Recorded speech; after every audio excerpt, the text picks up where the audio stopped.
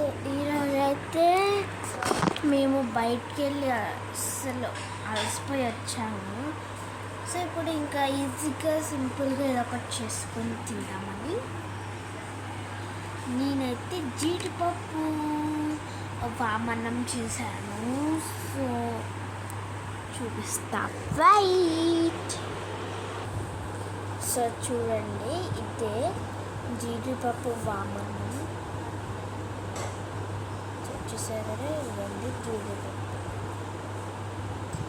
so ఇది next అయితే